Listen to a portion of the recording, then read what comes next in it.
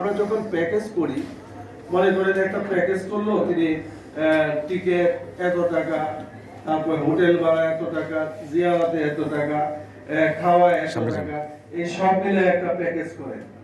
কিন্তু খাওয়া টাওয়ার যখন টিকিটে 20,000 টাকা বেড়ে যায়, তখন আপনি পার্টির কাছে তো তখন আর 20,000 টাকা চাইতে পারেন।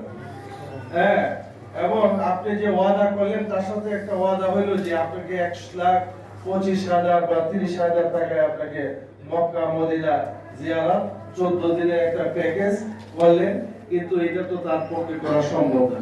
এই ধরনের যদি 100 উমরার যাত্রী কারো হয়, তাহলে প্রত্যেকের পিছনে যদি 20,000 টাকা করে তাকে ভর্তুকি দিতে হয়, তাহলে তো এই সেবা সে এই কাজ সে করতে পারবে না। তো যাই হোক, এই টিকিট সিন্ডিকেট ভাঙার জন্য আজকে আপনারা উদ্যোগী হয়েছেন, আপনাদেরকে মোবারকবাদ, সাধুবাদ জানাই। কিন্তু এইটাই কয়েকজনের কথা কিন্তু ভাঙা যাবে না। এই জন্য আমাদের প্রয়োজন হাবের সাথে কথা বলতে হবে, এবং অন্যান্য যে মুআল্লিম যারা আছে, হজ সংশ্লিষ্ট যারা আছে, সবাইকে আপনাদেরকে একতাবদ্ধ হতে হবে, এবং মিডিয়া বাইরের বিরাট একটা ভূমিকা রাখতে হবে। মিডিয়ার আজকে কত বড় বক্তায় কথা বললো, এটা বড় কথা না। আপনি চিন্তা করতে হবে যে জনস্বার্থে কথাগুলো হয়েছে। যদি কথাগুলো জনস্বার্থে হয়, তাহলে জনস্বার্থে হইলে আচ্ছা, উমরাতে হজের ব্যাপারে একটা বড় কথা, এইটা কিন্তু রাষ্ট্রের করা দরকার। হজের কিছু দ্বিপাক্ষিক ব্যাপার আছে, সেটা হলো যে সৌদি সরকার মুআল্লিম ফি বাড়াইছে। সৌদি সরকার এই যে মিনার অবস্থান, মক্কা মুজদালিফা ইত্যাদি দিয়ে তারা একটা বিরাট টাকা বাড়াইছে। এটা কিন্তু আমাদের সরকার দ্বিপাক্ষিক পররাষ্ট্র মন্ত্রণালয়, আমাদের ধর্ম মন্ত্রণালয়, তাদের সাথে দ্বিপাক্ষিক আলোচনা করে এটাকে কমে আনতে হবে। এক, আর বিমান ভাড়া, এটা তো আমাদের দেশে বিমান ভাড়া, হ্যাঁ, বিমান ভাড়া নিয়ে আমাদের যে কথা, যে টিকিট এইভাবে কেন বেড়ে যাবে।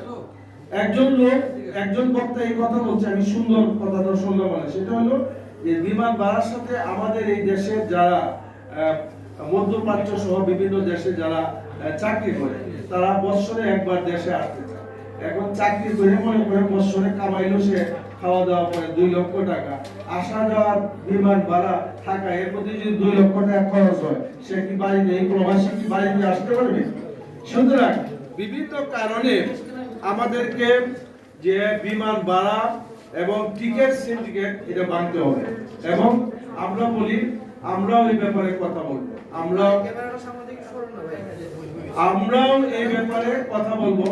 হেফাজতে ইসলামের পক্ষ থেকে এই ব্যাপারে কথা বলার জন্য আমাদের সংশ্লিষ্ট মিটিং এ আমরা আলোচনা করব, এবং আমরা অন্যান্য সংগঠন, আমার একটা রাজনৈতিক পরিচয় উনি বলতেছেন বারবার যে খেলাফত বাংলাদেশ, খেলাফত মজলিস নামে একটা সংগঠন আছে, আর খেলাফত মজলিস নামে আরেকটা সংগঠন আছে। আমি খেলাফত মজলিসের নায়েবে আমির, আমাদের পরিভাষাটা সহসভাপতির নাম।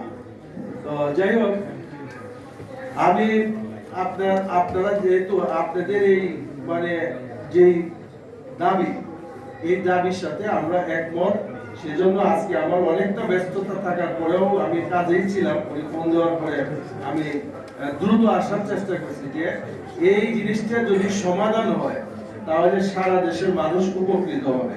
আর সাংবাদিক বন্ধুরা যদি দয়া করে আপনারা লেখেন, এখানে তো আসলে বক্তব্য কিন্তু একটাই, সব কিছু বলে আমাদের বক্তব্য একটা। আমি এই 2.5 ঘন্টা বক্তব্য দিলে কোনো লাভ হয়, কথা একটা যে টিকেটের দাম দেশের মানুষের যাত্রী নাগালের বাইরে হয়ে গেছে, এবং উমরা যাত্রীদের কিছুতেই এটা 50,000 টাকার বেশি হওয়া উচিত না। হ্যাঁ, 50,000 টাকার বেশি হওয়া উচিত না। 50,000 টাকার বেশি হইতে এটা 1 লক্ষ টাকা হয়ে গেছে। এইটা কিভাবে মানুষের একজন মানুষের, আপনি বলছেন এক ভাই যে উমরা করা নফল, কিন্তু মানুষের হৃদয়ের ভালোবাসা মক্কা মদিনার সাথে।